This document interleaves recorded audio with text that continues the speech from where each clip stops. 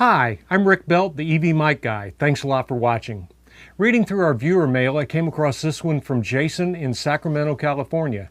Jason writes, "Hey Rick, your series is great and a whole lot of help. I'm looking to buy the best pro mic for my podcasts, and it's down to either the RE20 or RE27ND. What are the differences and what are the switches all about? Can you help me with my choice?" Thanks a lot, Jason. Sure, those are great questions and thanks so much for asking. As you know, the RE20 and RE27 are both the very best announcers mics money can buy. That's why they've been standards in professional broadcasts for decades. The key feature of each is EV's exclusive variable D technology, which I described in another EV Mic Guy program. You'll want to watch that one as well. But to summarize, variable D allows you to move freely around the mic and not have the tone of your performance change. And it's also a great feature for both voice and music production. So I'd like to split my answers up into three different parts: the electrical differences, the physical differences, and the sonic differences. So let's look at the capsules first. Here I have the capsules for each, the RE20 and the RE27ND. As you can see, they're quite different. Each have variable D phase ports, one on either side. The RE20s are external tubes, and the RE27NDs are integrated into the capsule structure. The RE20 uses a standard Gauss magnet to create its energy, and the RE27ND uses a neodymium magnet, which will have a brighter and higher output. The RE20 sensitivity is 1.5 millivolts per Pascal, and the RE27ND's is 2.5 millivolts. Both mics have humbucking coils to eliminate EMI. The RE20's is a bobbin of wire directly below the element, and the RE27ND's is an exposed coil on the outside of the capsule. And to achieve its brighter top end, the RE27ND also contains this extra resonator dome, which collects and excites HF around 9K. So those are the main differences in the capsules. Now let's have a close look at the switching differences.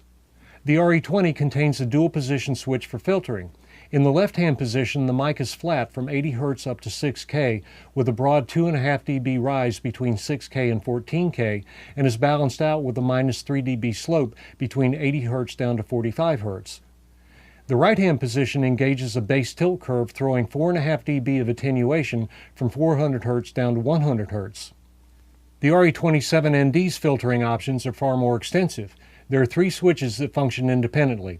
The left-hand switch can engage a 6 dB bass tilt from 250 Hz down to 100 Hz. The middle switch can engage a gentle 12 dB roll-off from 1K down to 100 Hz, and the right-hand switch can attenuate by 3 dB the high-frequency rise between 2K and 16K, which is normally plus 6 dB. And all 3 switches can function independently. Pretty cool, eh? Of course, totally flat, the RE20's frequency response is 45 to 18K, and the RE27ND's is 45 to 20K. Aside from the fact that the RE20 finish is a durable matte powder coat and the RE27's is a satin nickel plating, both mics have substantial filtering to prevent pee-popping here at the business end of the mics. This entire end grill is filled with a foam windscreen material that's well over an inch thick. So let's have a listen to how they compare in sound. Okay, so now I brought the mics in for comparison, and there's a few little items I'd like to mention first. The first is that as I cue up these mics, I'm going to mute my body mic and overhead so that that doesn't get into the sound as we're listening. The second is that these mics are totally flat. I've balanced the gains because the RE27 is hotter than the RE20, and so I've made sure that they sound the same as far as gain. Of course, the tone is going to be different. And the third is that when radio producers choose which one to use, whether it's the RE20 or 27, it's based on the talent that they're going to be using it on. Some voices it's better to use an RE20, some voices it's better to use an RE27. So that decision is usually made by the creative element of the production. So I'm going to go ahead and get started. I'm going to mute my mic, and at this point I just want to make sure that you understand from the starting point they're flat, and then we'll engage the filters and see what they sound like from there. So I'm going to mute my body mic and get going. All right, so now I've got the RE20 queued up. And like I said, the RE20 is flat and there's no filtering going on. And this is a classic sound that we've heard for decades in the radio. And once again, it's got variable D technology, which is one of the key features for the mic. And variable D, once again, we covered that in another program, but variable D stabilizes and linearizes the tone of your voice as you move around the mic, so you don't get the proximity effect, which is that bass increase in bass that you hear when you get right up on a mic. So just to show you what that sounds like, here I'm right up on the mic. I'm basically bearing my lip onto the grill. Now I'm out about 3 inches on axis. I'm about 3 inches off axis, 3 inches off axis on this side, out to 5 inches off axis, 5 inches on axis, 5 inches off axis. Now I'm out to about 10 inches on axis, 10 inches off axis, 10 inches off axis on this side. So you're going to hear that the mic is very stable, and you're going to hear gain changes as I move around, but the tone of my voice is going to remain consistent. Now I'm going to engage the filter.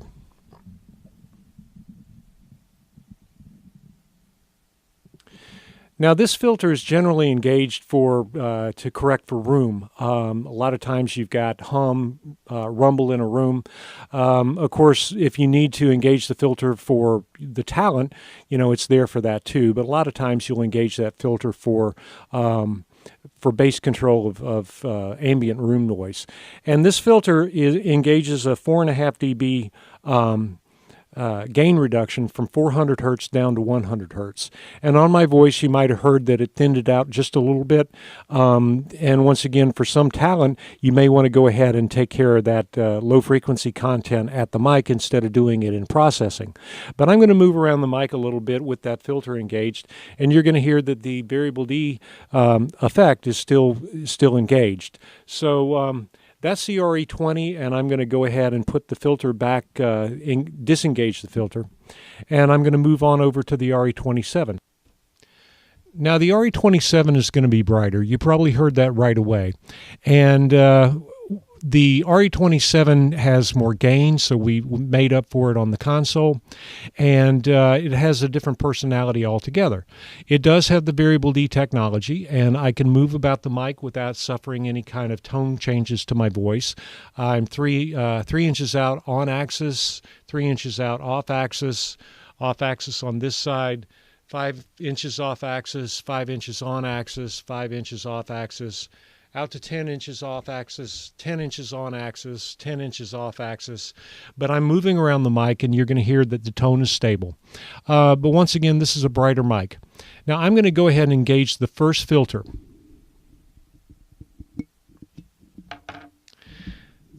Now I've put that first filter in, which is 6 dB between 250 down to 100, and you probably heard that it thinned it out a little bit. On my voice, you never know, but so here's the tone of the mic with that filter engaged. Once again, 6 dB from 250 down to 100 hertz.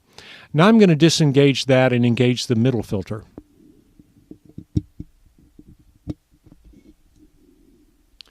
Okay, so now I've engaged the middle filter, which is a 12 dB per octave, or not per octave, a 12 dB attenuation between 1K down to 100 hertz. And it's probably made a drastic difference in the way my voice sounds.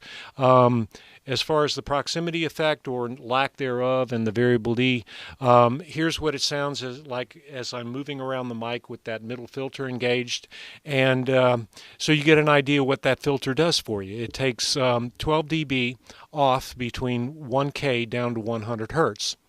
So now I'm going to flatten that, and I'm going to engage the third filter.